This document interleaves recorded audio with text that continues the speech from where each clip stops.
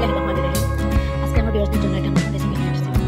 আশা করি সবাই দেখবেন, ভালো লাগবে। এই রেসিপিটা হচ্ছে পাকিস্তানি আসারি চিকেন রেসিপি। ভিডিওটা সম্পূর্ণ দেখতে থাকবেন, না টেনে দেখতে থাকবেন। ভালো লাগলে সবাই লাইক কমেন্ট করবেন।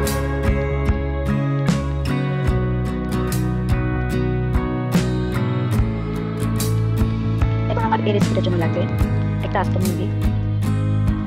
মুরগিটা ভালো করে ধুয়ে নিয়েছি আমি, তার মধ্যে দিয়ে দিয়েছি মরিচ গুঁড়া, হলুদ গুঁড়া, ধনিয়া গুঁড়া, লেবুর রস,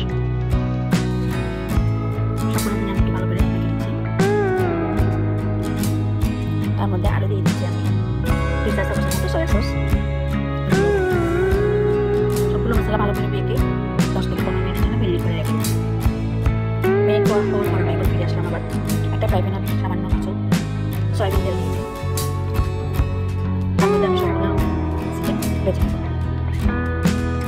হালকাভাবে একটু ভেজে নেব আমি সবগুলো চিকেন। দুটো লাল লাল হয়ে আসছে, বাদামি কালার হয়ে আসছে, সবগুলো চিকেন ভেজে নিয়ে নেব। এই ফ্রাইটা আপনারা যদি সরিষার তেলও করতে পারেন, যদি বাসায় থেকে সরিষার তেল দিয়ে করতে পারেন, তাতে আরও বেশি স্মেল ভালো হয়।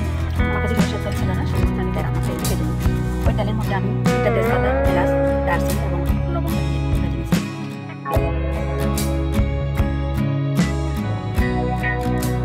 দিয়েছি আদা রসুন পেস্ট এবং পেঁয়াজ বাটা। মশলাগুলো একটু 2 মিনিটের মতো কষিয়ে নিচ্ছি। তার মধ্যে দিয়ে দিচ্ছি লাল মরিচের গুঁড়া 2 চা চামচের মতো, 1 চা চামচের মতো ধনিয়া গুঁড়া, সাথে দিয়ে দিলাম চিকেন ম্যারিনেট করার যে মশলাটা ছিল তা দিয়ে দিচ্ছি। এখন আমি আরেকটু লাল মরিচ অ্যাড করেছি, যেহেতু কম মনে হচ্ছে তাই। আপনারা চাইলে কম খেলে একটু কম দিতে পারবেন। আমার কাছে কিন্তু চিকেনটা একটু ঝাল ঝাল হলে কিন্তু বেশ ভালো লাগে।